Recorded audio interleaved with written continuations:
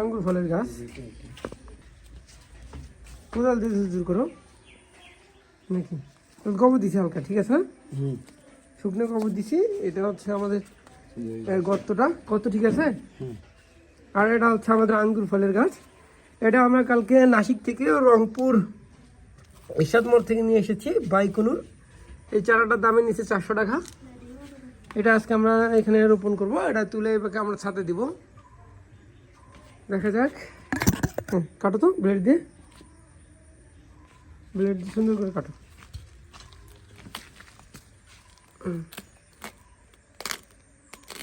সবাই এটার জন্য দোয়া করবেন যেন এটা অনেক বড় হয়, আমরা যেন সবাই আঙ্গুর খেতে পারি, আপনাদেরকেও আঙ্গুর খাওয়াবো। মামা আমার কাছে চলে এসেছে, দেখি মামা। মামা, হ্যাঁ মামা, এই গাছটার জন্য দোয়া করতে হবে না? গাছটা যেন জীবিত থাকে এবং গাছটা যেন কোনো ছত্রাক বা জীবাণু থেকে যেন রক্ষা পায়, তাই না? কি বলো?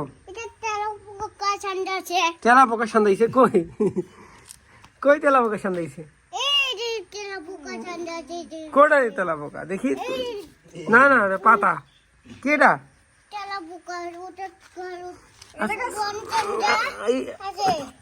এগুলো তো কি মাটি দেওয়া? গোবর, নারিকেলের মনে হয় চোপড়া টোপড়া দেওয়া আছে। নাও, ঠিক আছে, চল ইয়া করো, খুলে সুন্দর মতো রোপণ করো, সুন্দর করে।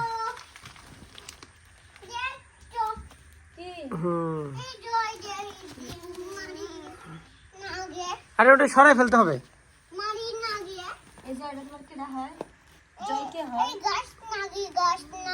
গাছ লাগে, গাছ লাগে না, ওটাই তুলে ফেলো। যাও মাটি দাও, বিসমিল্লাহ করে মাটি দাও। বিসমিল্লাহ। ঠিক আছে, না না কাটি দিও না। মামা তুমি হাত দিয়ে মাটি দাও তো, হাত দিয়ে মাটি দাও। বিসমিল্লাহ। এই তো সুন্দর। বড় একটা পেন্টি নিয়ে এসো তো। বাইকুনুর আঙ্গুর ফলের গাছ। এই একটা চারাই নিল 400 টাকা। না বলতে হবে না, নাসিক থেকে আপনারা পাবেন।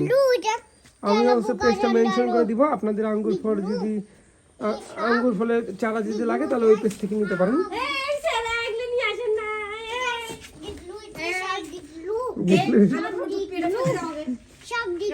ঢুকবে না, কি একটা অবস্থা, ফেলে দিস। কি মামা? হ্যাঁ, একটা কোন নিয়ে এসো।